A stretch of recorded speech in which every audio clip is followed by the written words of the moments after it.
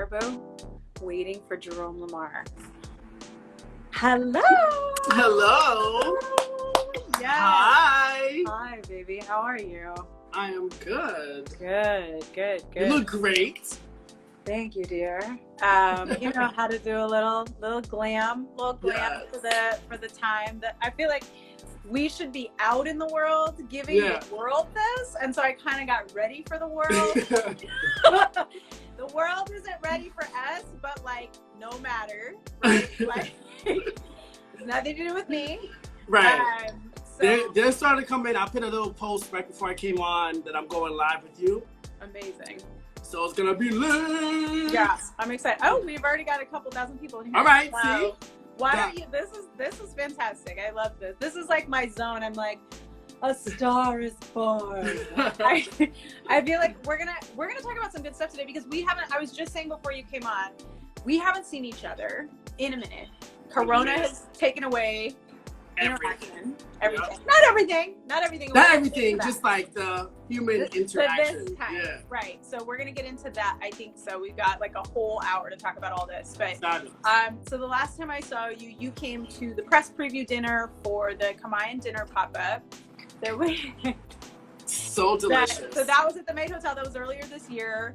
That was really it was so much fun. It was like sold out. Like it was beautiful. Like it was fire. If I do say so myself. It was. So you know, like it got cut short, and so here we are. Are you gonna pick it back up? I would love to. I think that the fear level and the reality of the virus and what we do and don't know. You know, I like to. My fear level has been where it has been in this moment, and I know that like for me, respecting the like. I don't want to say the lowest common denominator of people's like fear and reality level is really like, does that make sense? Like people are at different fear levels, and I'm trying to respect that. So that project, we'll bookshelf it, but we'll bring it back. Like that, it's too good not to bring back. It was so great. Thank you. It was great. The environment, the people, the ambiance, the food, the desserts, the whole situation. Well, thank you for coming. It was super dreamy for us. We had a really great partnership over at the Maid Hotel. So for those who don't know, myself and Chef Woldy Reyes, who you should also be following, he is a Filipino chef. We collaborate a lot, and he does modernized versions of classic Filipino food. He's a Filipino chef, and it's very veg forward. The dinner was gluten-free, save for the lumpia. It was vegan. It was all seasonal fresh food, and it was like, you know, veggie takes on like, so there was like a kare-kare, which is typically like a heavy pork stew, and it was with like kabocha squash and peanut butter, and it was amazing. We were glad you were there. We left there so full. Like my fiance and I, we were like, oh, there's no meat here. Right. And it was so lit because we were just like, oh, well, we're super full, and it tastes amazing. And we didn't even think about the meat. It was just a beautiful experience, a beautiful spread, and just so many yummy bites that you can just. So for those of you who don't know what a Kamayan dinner is, it's a traditional Filipino situation dinner where we lay banana leaves out on one big long communal table. I'll keep telling the people, you come back. Yes, Money Tree. Yes. Bro, look at how much it's grown. I was like, let me get this right now while we're talking, because we nurture it every day because we're so grateful for it. My balcony, which is giving me life. It has been. I just moved into this apartment right before the shutdown. Whoa. I have been able to sit. I overlook Prospect Park. My balcony is just like lush with plants. It really has been giving me. I've never been able to take care of plants, and just the moment to like show up consistently to care for a thing that like can't actually like verbally communicate what it needs me. You know, my life is so like New York City go go go that unless you're screaming at me that you need my attention, sometimes you might not get it. And this moment, so like we can jump right into what this moment has given us, like because this actual the shelter in place has given me a great deal. Aja's here. Hi Aja. I'm not even watching who's joining, so if my baby. Hey everybody! Like I'm here with you and with you, but also I'm like so excited. I'm like the hours are gonna be enough. So welcome everyone. But I want to hear like from your perspective, like, what has this global moment given us? Because for me, it's like, there's this concept of payment, right? Mm-hmm. There's like this like sort of divine payment. And we've already paid for this moment, whether we want to or not. And it's like, what are you getting out of your purchase in this moment? And I'm not one of those people who's like, if you don't come out of here with like abs and a new language, you're that's not my zone at all. Right. But like, what did you pay for? Like, what did you get in this moment?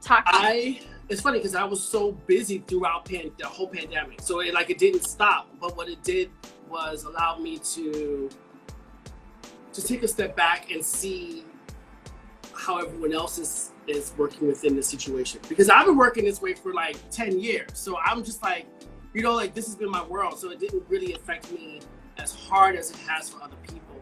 Yeah. I'm by myself. I'm in my world illustrating, and when I go out, I'm out, Right. So what it did for me was allow me to, one, get really close to my fiance, like we got so tight, so close, love him to smithereens. And it also allowed me to just rediscover myself in a different way. Like, what is it that I want to do now, I just turned 35, May 31st, the day of all the madness with, George Floyd, there's other stuff. And so it was shifting while I was shifting. And I realized like, wow, it's a blessing. I'm so blessed to be, becoming of age, if you will, during this shift. It's allowing me to take time to create again. It allowed me to become more centered again, meditate. And of course, just basically, mindfully being prepared for what's to happen next, because everyone is like so trapped in the like the world is ending. But this is like it's like don't forget, this has to keep going, right, like so, this is an inflection point, but it's not the end of the song. Like this might be the breakdown, but like we're gonna go back to the chorus in a minute. It may be changed from the flavor of the breakdown, right? But like we're still singing here. Yeah. We're still moving in concert. Like until it's over, it's not over. Exactly.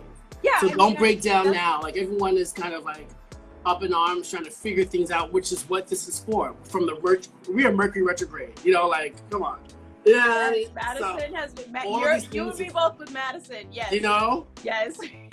So it's like we just need to. This is the time for us to reflect, digest, and rediscover what it is that we really need to do, because we're given a chance to actually, take a step back and then move forward for whatever the next decade. This is the first year of the decade, whole new decade, so we're giving this opportunity so we can reflect, change, and move forward.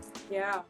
No, I love that. And it's, there's something about you that I've always really admired, which is like, you have grasped the ring on our birthright to evolve, right? Like you are the king of like this conscious evolution, and it's something that like I find is like someone who designs their like you're the example to me of like what it means to be like live an artful life, right? Like, and that to me, like that's winning.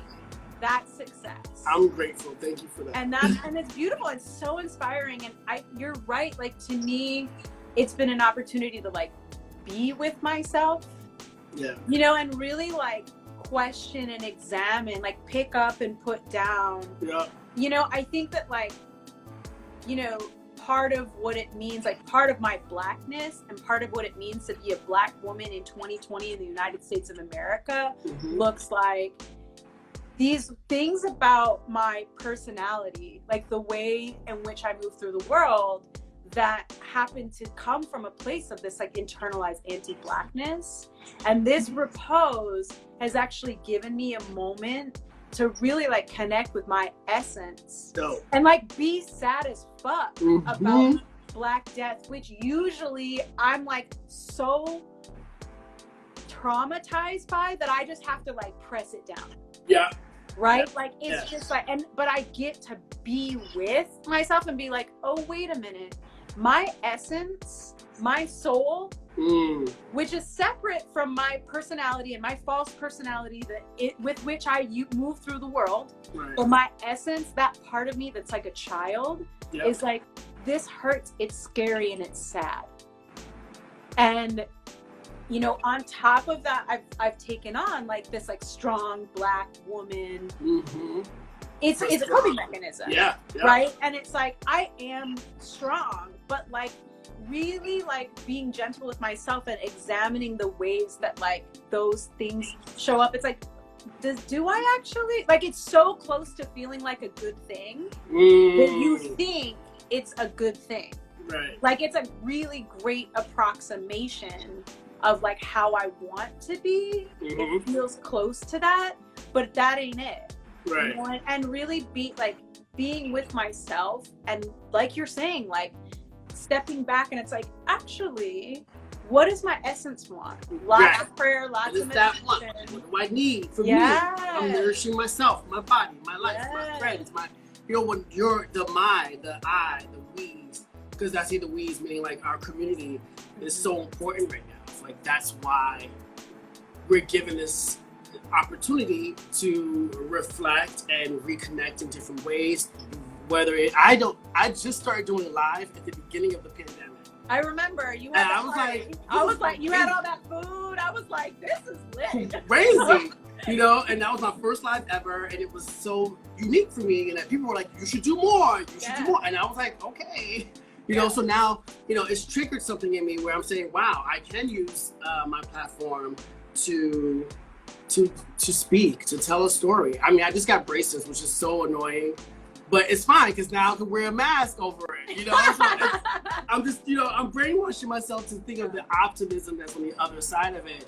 And although it's tough for some people, but there's always another twist, another side to it that we should all like venture into. Yeah. No, you're right. Like that idea of like, so it actually, there's a parallel to me in what you're saying around like my character traits, right? Like for a long time, like there may be things about myself, and like all like in this time again, like sitting with these things, it's like I might have a trait, and really integrating and understanding that like it may not be a bad thing, it's just a feature. And you're right, it's like it can be used, like you can use your powers for good, or you can use your powers for evil, and like understanding what the trait is and that it's a gift, right? So I'm very firmly believing that like the features that I've been given, like personality features, like my orientation, my essence, and this physical body and this time and space and place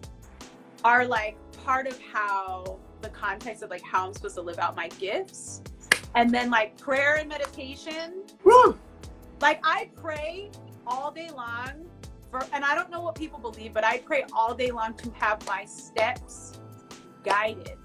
And then I pray for like the strength and fortitude to be like, to carry out, like shit is popping off for me career-wise right now. And like, there are big things that I'm scared of. And I'm like, this, like only my higher power does. Right? Like, I'm not doing anything. This is my vehicle. It's your season and you are pushing forward through that. And I think that's right. Like the my higher power is working through me, and I just like pray to be like, okay, like give me strength to like guide my steps. Like let's keep going, because I would rather like lay in bed. You and me both. I say to God, every time I pray, I say, thank you for using me. Keep using me. But the idea of being used by the source, by the creator, by God, is how I live my entire life. Yeah. Like if I'm being moved and swayed in one way, I become a soldier and go in that one direction that I know I'm supposed to be in. And I think that's how I've been making my moves, kind of like strategically, you know, praying. So it's funny you say that, because when I used to walk around the city or wherever it is, I'm a loner pretty much. And I thank God. I thank God for every, like when I'm walking, I don't know why, it's like a mechanism. So when I'm playing music, I'm still thanking God. When I'm listening to music, it's like in my mind, I'm like, thank you God, thank you God. And so it's like all those blessings and all that graciousness that you're giving, that grace, it it's coming back to you, and that's what's happening, you know. Yeah. And I think that's like the magic of it. I think that's what most people need to tap into. Instead of this, everyone's like this. Look at what Keisha's doing, or look at what Karen's doing. I'm like, look at that waterfall. Yo, look at this picture. Wow, I want to go there too. But right. you know, but now, yeah. But when you get into your own universe and you start doing your thing, and you start saying, "I have that. Like I've done that. It's in my world already. I'm gonna get there." Yeah. It's that whole "I'm getting there" part that most people get daunted by. You know what I'm saying? Yeah, I mean, it's, you know, we're all given different like gifts and paths, and the getting there, like it can, like as human beings, like we're gifted and cursed with the ability to remember and project forward. Yeah. And it's like that's the whole illusion right there. It's like you can't, like, the present is the only thing that's real. And that's why they call it the present. And it's a gift. Yeah. And like if you're just like anxiety is like future tripping, and you know depression is like ruminating on the past, and it's like, and not just that, like there's other things, and you know there are people who struggle with depression that's through chemical imbalances, and also there's depression and anxiety that come from being out of integrity with being present with your gifts, with, you know, living a life that is driven by your essence not your personality. And the false personality is something that everyone develops. It happens around adolescence when we're learning to be in the world. We call it coping mechanisms in our culture, right? Like we develop this false personality that, again, it's like an approximation of like, oh, this almost feels like how I should live my life. I'm gonna try to be there. I'm gonna try to do that. And that's so true. I think the magic that I was given early on was that my parents allowed me to just be. Yeah.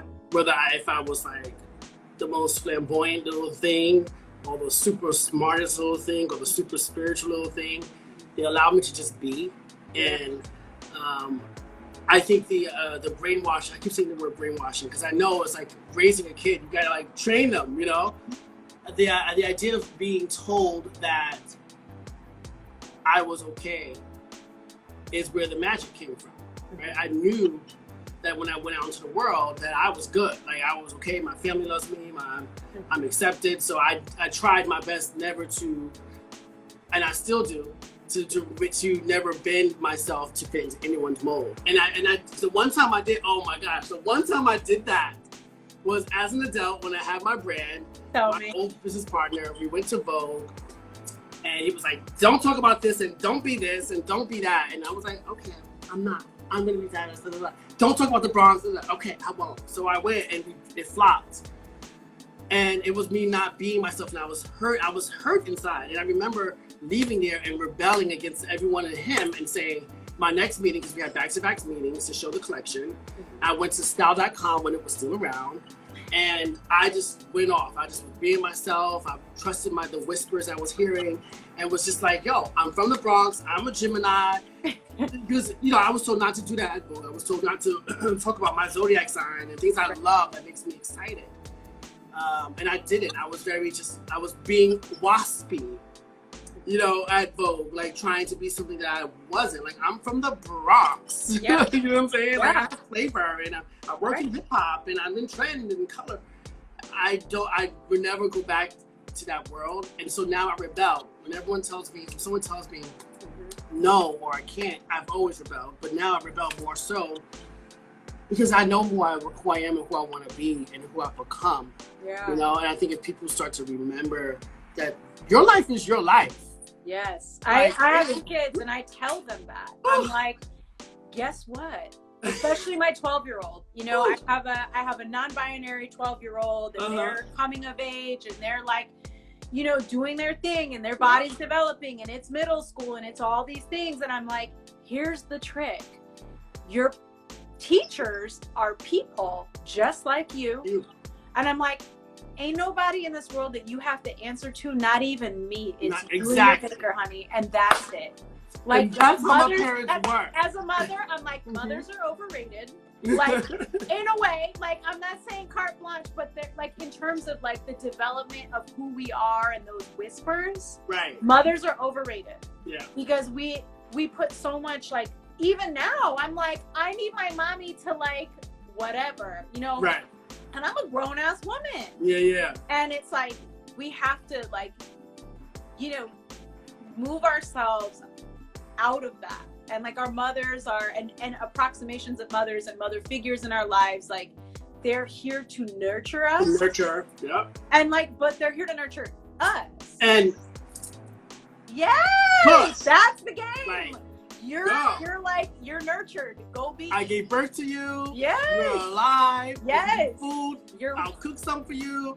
But boo boo, you're on your own. Actualized. You know? Yes. And I really live by that. Like, my mom was kind of like that, but I think I'm more aggressive than she is right now. But it's just one of those things. It's like my mom allowed me to be. Yeah. I was always, you know, like I was always this person, and I'm glad that it's not fully manifested because it's going somewhere else, honey. But it's great to know that my parents, my mom specifically, allowed me to be exactly who I needed to become at an early age, you know. Yeah. And I didn't really have a bad childhood. I didn't have a bad childhood at all, actually, because it was so lit. Because people were like, how are you? Like, my fiance laughs at me because in middle school, my older brother, who was 4 years older than me, he was in high school, and he had color contacts. And I'm in junior high school, and I had color contacts too. So, but my mom allowed us. She said, you know, you do know, but you have to take them out your eyes, you know, like all these things. And she was like, you're going to be responsible for yourself. And if your ass go blind, your ass is going to go blind on your own. Right. That's on you. But it was like all these things of knowing, like, wow, I was given a really cool childhood to like kind of explore and discover and learn to meditate and learn to become a person that most of my friends could not ever do, you know. And I'm so grateful for that part. And seeing you doing it, you like your son, your daughter, them, right? They. You know, they're in a really interesting time where the world is shifting, and they're trying to acknowledge it in a better way. You know, like I love that. I think that's the most magical part of it. And then having a mother to guide and say, remember who you are is the most important part of this life, you know? Yes. I mean, it's that essence, like, they're at that age where, again, like, that's when we're like, oh, wait, how do I move? Yep. Right? Like, what's my move? And yeah, I mean, really, parenting is a long game. You don't always know if you're doing it right. Like, you're like, I try my best, but I don't always know, like, am I doing this right? You know? And I just, like, that day, they text, they're 12 also, like, they texted me, gotta tell you something. I'm like, KK, you know, and like, this is like, you know, I've been thinking through a lot of this, and I buy them books. Like, I would buy them books about like little, like, you know, illustrated graphic novels. I'm like, this is what it means. Like, this is what it means to be transgender. And like, just like books about like age appropriate, they're in artists too. So it's like age appropriate graphic novels on like sexuality and gender and like all these things. Like, before they were like, this is where I am. It was just like, I'm like, okay, you lived in my body and I've been looking at your face since the day you were born. Like, you're queer and I'm here. Like, we'll see. Like, you know, like, we'll see when it comes to, like, whenever you twig it in, I'm here. And so, you know, purchasing things and really intentionally, like, you know, like, the queer community has been my community since I was a kid. And so, like, really just embedding in, like, activist organizations so I could just be like, oh, let's go to this event, queer soup night. Dope. Like a queer chef collective that raises money for queer organizations. Like, just being in that space and like doing work with them and bringing the kids and just like we're just in this space, this is our community, like, and really just showing them like things that I didn't have access to when I was a kid. Like, you know, my kid is really good friends with a friend of mine who's like this highly successful trans man who runs like an art studio. And like my kid's an artist and wants to go to like the art and design high school on 51st Street. Or that's where I went. Street. Is it? Yeah. My mom was that's there where for they the. want to go. Listen, it was one of the best schools ever. That's where they want to go to high school. You have to. I got into fashion high school. I got into all these like great high schools. Yeah. But art and design high school was my school. That's where they want to go. They go to an arts middle school. They're in like a digital design course currently. And they're like, we've been there a few times. The school will be like, oh, they're having this event. You should go. Like the draw-a-thons and that. So we've gone a few times and they're like, this is my high school. I'm like, do you want to see others? They're like, no, this is it. That was it for me. Yep. They're like, I don't need to. Like, I know that this is the place. And, you know, to be able to like show them, just model like the tapestry of like what a happy, integrated life can look like across any spectrum. It wasn't something I had access to as a child. And to give that to my children as an adult and to have my 12-year-old be living in a situation where they're just like, I'm non-binary. And I'm like, yeah, no shit. Guess what? Go do the dishes. You know, like, and do it. Right, like, and that's it. And that felt like a parenting win for sure. But so, what are you doing? What are you doing next? Well, I'm in talks of having a book written. Yeah, to give some of this light to people. There's like a whole mechanism in my brain that I've been developing for all my life. So I'm gonna be writing a book. I have sneakers coming out. Yes. Collaboration. Actually, and this time has allowed me to kind of digest where I want to be. And basically, I'm going to return back to fashion design, but in a very different way. Everyone's been waiting, and I've been hinting, and I've been saying, and I've been reminiscing, but now I know. Yeah, you have been. Yeah, and people are like, okay, bitch, like you keep putting the same thing up, like you keep putting up different old shows, like what's going on? So I'm actually announcing now that I'm actually going to be returning to designing clothes, but in a very conceptual, cool way, you know? Wow. Oh, look, Yellow Kid's fancy. He's known me since I was 15. Congratulations. That's amazing. Yeah. That's great. This is a really good time for everyone to kind of just become, right? Like, become what it is you think you want to be, or become the person. Like, I'm learning to cook. I can't cook for shit. Remember I was saying that before? We're gonna do this. I feel like we should do I did pasta, a cooking class. We should. I feel like we should do like a Zoom cooking class and like, oh, we got all the hearts and like open it up for like la gente. Like people can sign up. We should do it. We could start with like, here's how you crack an egg. No, on God. I need that. My friend, I was FaceTiming with him one day during the pandemic, and I was making scrambled eggs, and I cracked an egg in a certain way, and he's like, "What did you just do?" And I was like, "What?" And he's like, "What did you just do with that egg?" And I was like, "I cracked it to put it in the pan," and he was just like, "I have never seen an egg crack." I was like, well, you crack it like that so that it doesn't get all shells and the yolk stays intact and all this. And he was like, what the? And then 3 weeks later, he texted me, girl, I've been cracking my eggs. I'm done. And I was like, you are so stupid. But, you know, different people come into the situation with different levels of skill. Yeah, and we could do like a basic.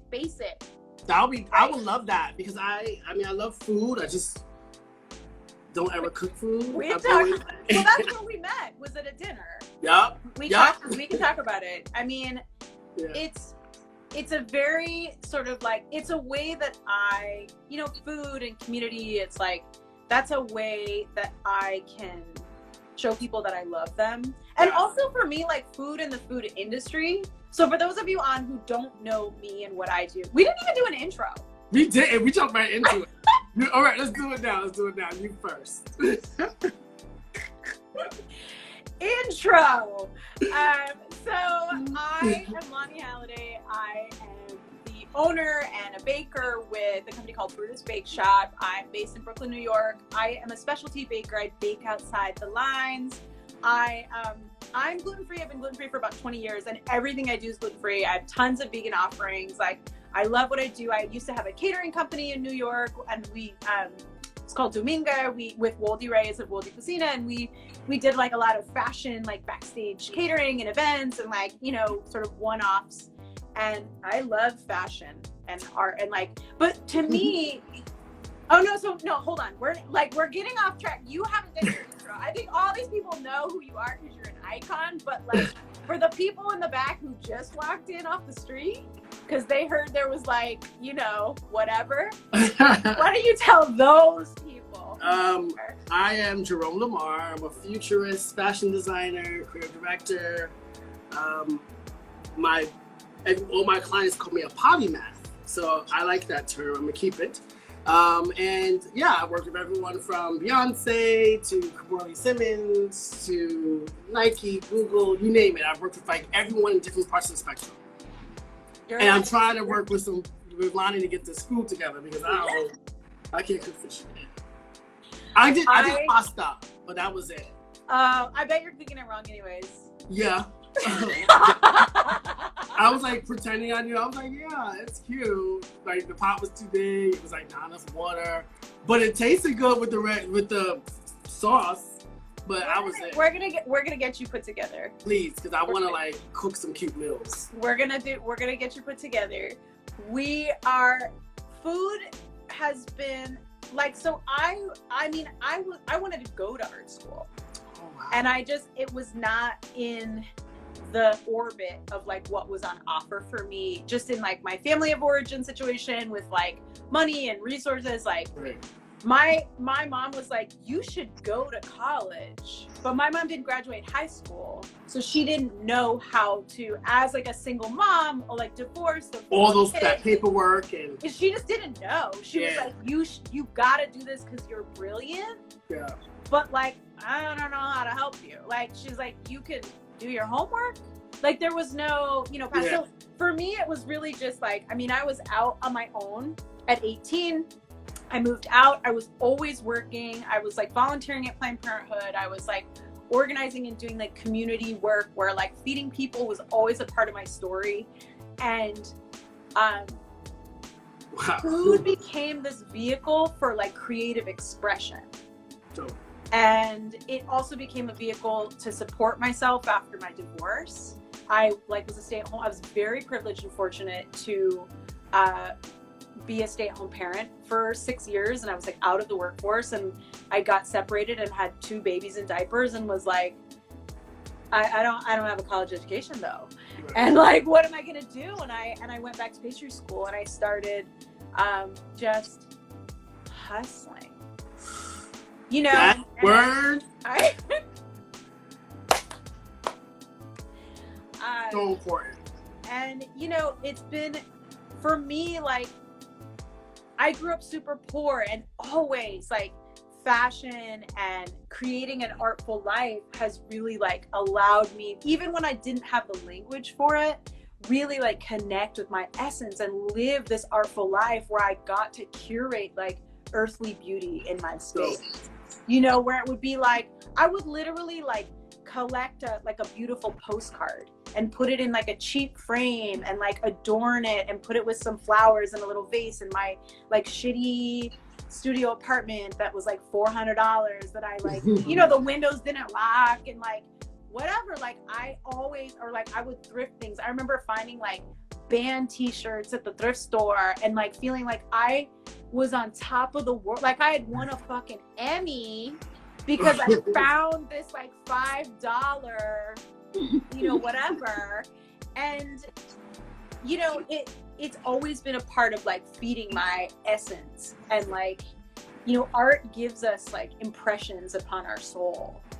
Right. So like, absolutely. That's key. Tell me, so I need to know, and maybe the people who don't know, how did you get into fashion? Like, how did that come? Like, what? Because we know you were like Mr. Hot Shit at age like neonate. right? Like iconic. I was very sure of myself. Oh my God. It's so bad.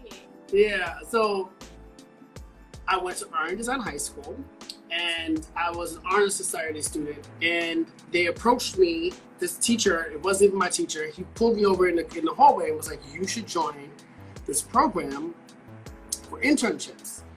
I was like, okay, cool. And the magic of the whole thing is, I'm jumping ahead, but I was 15 years old. My first job was at Key Food as the first male cashier. Right? I was reading things out, boop, boop, and I kept saying to everyone around me in the Bronx, I am going to work for Baby Fat. The reason why I even knew what Baby Fat was, because my mom volunteered at Hot 97's fashion show. So they debuted and they gave her shirts and clothes and all that stuff. And I was like, what is this brand? It's cute. And she was like in her like 30s, right? Yeah. Anyway, so she was cute, you know, that cute age. And I remember my mom coming home and saying, oh, this is the new female Fat Farm brand. And this is like 1999, something like that. Yeah. And I was like, oh, I'm going to work there. I was 14 at that time. And I was like, so I started calling them. Hey, I'm Jerome. Hey, I want to work for you guys. Yeah, I want to intern. Yeah, sure. Awesome. Long story short, I didn't get the internship that way. I actually got it through the internship opportunity from Art and Design. Well, actually, the guy, Yellow Kid Slanty, Kevin Leong, if you're on, say what's up. He was there with Tina Lee, who was my old boss. Well, it was his old girlfriend at the time. And they were there. I did a presentation, talked my shit, thought I was like the best in the room, and I was, because there was so many older kids who were scared to talk. You know what I'm saying? Yeah, you were still very close to your essence. Yeah, I was like, y'all know what y'all talking about? Yeah. Like, y'all know what y'all want to be? You know, I was like, So I didn't know who was on the panel, but it was like panels from like people from like Marc Jacobs and Michael Kors and da. I didn't care because I knew in my core and my essence, I was going to work with Baby Fat. Yes. So I'm talking my shit, My portfolio was amazing because I can illustrate really well. Yeah. And that confidence was so crazy because that was the moment that my life changed. So Tina, who was Kevin Leong's girlfriend at the time, who's probably watching still, came over to me and handed me a card with her email written on it because she didn't even have cards yet. But she had just gotten promoted from being an intern to an assistant for Kamora Lee Simmons. Okay. And so she handed her card to me, and I was like, she was like, who sketched this? I was like, me. Like, so like, duh, it's a portfolio. Like, I did it. I'm in front of it. She was like, you did this? I was so young and so tiny. I was 15. I turned 15 at that point. Yeah. And she handed the card. It said, clee@babyfat.com. And she said, Kamora is looking for someone just like you. When I heard that, she is. I was like, you being Baby Fat, Kamora? That was a wrap. So that's how I got my intro into the industry. Kamora and Tina Lee gave me a chance to grow with the company. The company was small at the time. Yeah. And it grew up around me as I grew up. So I was there from age 15 to 23. Wow. I didn't realize you were there for so long. Yeah. So my world was to design the runway shows and they coordinate all the licensees, from the fragrance, the bags, the jackets, the prints, the Barbie. I designed the Barbie. Wow. That was all my teen years. Wow. That I don't really talk. I talk about every now and then, but most people don't even realize like that was literally my life. So my mom, because she knew I was so centered, allowed that to happen. Because most parents would go, no, you're 15, you can't go, and what are you doing here? But I don't smoke, I don't drink, I've never done drugs. I'm, I'm still this guy. Like, I am very like type A. I know what I want, so I don't really want to like. And my mom understood that. My parents understood that. It allowed me to do these things, which allowed me to be who I am now. Like, I haven't worked for myself. I've worked for myself for over 10 plus years. Wow. Mommy, like, can we just like... Shout out to my mother. She better get herself together because we got to keep it moving. But I love her. Where's she at? Mommy. She's on here. Wow. But yeah, so that was an amazing opportunity to be a kid in the industry was just growing, the hip hop industry. So I was my direct report. I reported directly to Kimora Simmons. Wow. No one else. Tina, who was the one who found me, she said she was my equal, but she was really my boss. But she, she was trying to make me feel good. Right. But you're like, I don't need this, but thank you. Thank you, right? But they protected Tina specifically. Shout out to Tina Lee, protected me from a lot of the BS of the industry, like whether it's people party, like drugs, and just the nonsense of the industry that can take you or make you into. She kept me humble enough where I didn't have an attitude like I was better than anyone, even though I was making a good amount of money. I was young. It was the heyday of everything. I had MySpace followers. It was a very, so I'm grateful. And, if I can give back in any way, it's giving them advice, giving everyone advice. Stay true. On that tip, tell me what the best mistake you're grateful for from that time. Best mistake that I'm grateful for. Yes. From that time. Yeah, from that time. Leaving. Oh. Tell us more. I love this vulnerability. Yeah. Because that's big shit. Like that's a big thing to say. Like as a designer and inside of this industry, my dream job. I'm gonna go on my own. Like I that was love my dream job. So like that job, they made that job good. for me. They made the job for me. Kimora made the job for me, literally. Yeah. And it was the best thing was when I left, because I knew I wasn't evolving, and the picture that I had for myself wasn't getting achieved by staying there. Yeah. So I was so scared. I had no job lined up. None. And I went into Tina's office and was like, this is my 2 weeks. And I started to cry. I was like, I gotta go. I gotta spread my wings. Wow. I need to leave, because I was becoming mean too. Yeah. So I was like, I gotta go. This is not me. I gotta get out of here. And so that's making my nose itch. It's like pushing down, Yeah. So me leaving was the best ever. It was the most scariest mistake I have ever made in my life. Because there was a time where I was like, oh my gosh, I can't even go back to get a job there. Right. But the thing is, by the time I was ready for all that, the company collapsed. Right. So I had already shifted into the person I needed to become. So I was already abundant and getting money and living my life at that point. But it was, at the time, baby fat was starting to go in decline. So me leaving when I did was the best thing ever. Well, I think that this is a trait of yours, right? Where you are so centered in yourself and you leave. Oh yeah. Right? You're just I'll jump out of a building with no parachute. But it's the faith I have, Yeah, you have, so for me, I have this really firm belief that we've got these different centers, right? We've got our intellectual center, which uses words and categorizes things and organizes things. We've got our emotional center, we've got our instinctive center, and then we've got a sex center and everything. But so that's very emotional, intuitive center. Absolutely. That's your center of gravity. Yes. Right? It's I may not be able to tell you why. I may not be able to intellectually or logically justify this, but that's irrelevant. Knowing. It's the culture is very centered around intellect, that intellectual center. Our society is very intellectually centered, but that's not all there is. And we're spiritual beings in physical containers. So it's making sure that we're honoring that center of gravity. That's our space of magic. Absolutely. Oh, I love that. Literally is the way it is. I'll literally would jump out of a building. I always say this is my metaphor.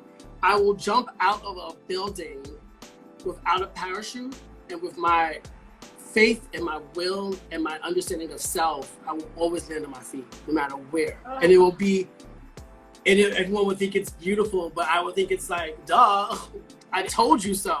So, and I don't want to sound crazy, but so this is why the book is very important, because I can backtrack, and it's already been, documented and everything. I've said certain things that's happened. People are gagging. And I love it because now I have a full spectrum of like saying, this is how I worked and this is how it was from age 10 to 35, and here's what I've done and here's how you can do it and here's how you can get centered and all these things that I want to give and share, I will in the book. You know why this is exciting to me? Because I feel like this to me lives in like the wellness spirituality space. Yes. And wellness and spirituality at this time in our nation is very much this like cisgender, white, affluent like product. And to have a queer Black voice from the hood, right, like creating this framework for living. Like the world is a request. Like the world as it stands is a request for that. Absolutely. Right? Like I think that's what I was born to do. Yes. Like there's a call for that. Just for sure. The world in and of itself. Yeah. There's so much magic sorry to cut you off. No, honey. There's so much magic when you start to realize that when you were born to do something, there's no one who can stop you from it. And I think I know for a fact that this is what I'm supposed to do. Whether like I'm just weird this way, but like the fact that I turned 35, which I believe is a very important age, even though 33 is. It is. But 35, the year 2020, the day all this stuff started happening. Yeah. And I was already working towards explaining and articulating that I wanted to do more public speaking, and which is what I was trained to do public speaking for trends. I did trend forecasting for 10 years. Yeah. So my life has been molded so I can do this. Literally, like it's been so from having a following, which is crazy. Like the following came from MySpace, which went into Facebook, which went into it's been spilling over, and then I got the New York Times cover, and I'm here, and I'm working for this person. It's just been building, and it's fun. Yeah. But now I can use this following and this respect to actually enlighten. So I do my little quotes every now and then, which I've always done from the beginning of time. Since MySpace, I always say I'm laughing at that. Yeah. But the fact that I'm in the point in my career where I'm financially, like, I have passive income. I have checks that I haven't even deposited, like a few of them in my room that I need to deposit that I had for like a couple of weeks and I forgot about them. Like I have to, it's the time, like you said, like this is the time, this is the season where you're coming into where you wanted to be. Yeah. And that's not me. That's not me. That's not you. That's the divine. Like that's literally the source creating. And if we're listening properly, everyone can tap into that energy because it's a river that we can all sip from. Oh my gosh, this is not me talking. This is the source talking right now. Yes. This is it. Yes. You know what I'm saying? Like goosebumps. Yes. It's the truth. Yes. I can feel it when he's like talking to me and I'm like talking, but that's it. It's the truth. And listen. Agree. That is gorgeous. I think we should people are like popping off. So I want to leave a little bit of space like right towards the end so we can talk about like share our current projects with the people. But like I feel like we should take some questions. I feel like there's been a lot of comments that I haven't really been able to like watch the comments per se. Me neither. Who has questions? Like let's like who has a question for Jerome? There's I don't. Really beautiful and adorable. Oh, that's cute. I see a dog and a happy face. I like that. Any questions, guys? Questions? Why don't you plug what you've got coming up? Let's do that first then, while we wait for questions. I mean, the main thing. It's really easy. Like I've just been working on the line. The line's gonna be great. Cool. It's been returning to fashion. Doing more partnerships. This book, which is very important, which is the most important thing. I have a really big publisher who was interested, who approached me to do the book. So amazing. That's a really good thing. And yeah, I'm moving into a different world, and I think this is where we are. Like I'm an open book. What about you? Oh, honey, my life's gotten big. I have a pop-up. y'all can pre-order. If you follow me, so I think a lot of the people here are Jerome's followers, but if you follow me or at least click through on my page, I've got some details for a pop-up I'm doing next week. I'm doing here in Brooklyn on Vanderbilt Ave near Prospect Park. At a place called Messiness. It's going to be gluten-free and vegan. We're really pushing the pre-order, like contactless pickup. It's going to be like Snake Box vibes because the park's nearby. It starts next week. It's like I said, everything's going to be gluten-free and vegan. There are going to be savory options and sweet options and then cocktails. That's going to be pre-order. Follow me. Details are coming. Like ordering is going to be... Follow. Messiness is, you can follow them too. They'll have details. And then I'm also doing, I do a cookie sale for a cause. So part of the pop-up, Brooklyn Brewery is donating some beer, and all the profits from the beer are going to go to the Oprah Project, which is a direct relief organization that supports Black trans folks. I'm currently, and I have been doing, a bake sale for a cause on my website, lanihalliday.com. It's also in the link in my bio. So if you're interested and you want to support, come on over. It's I'm selling boxes of cookies, and like there's a portion of the proceeds from every box of cookies that goes to benefit the Oprah Project as well.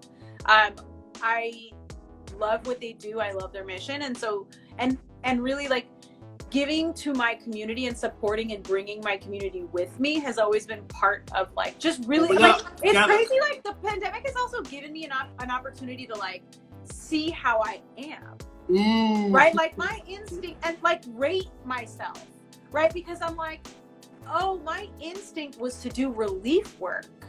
Like, I'm like, there's nothing else to do. I'm going to turn around and help people. It wasn't a conscious thought. And that has been a gift because I didn't value that in myself per se. Right. But I'm like, oh shit, that's baked in.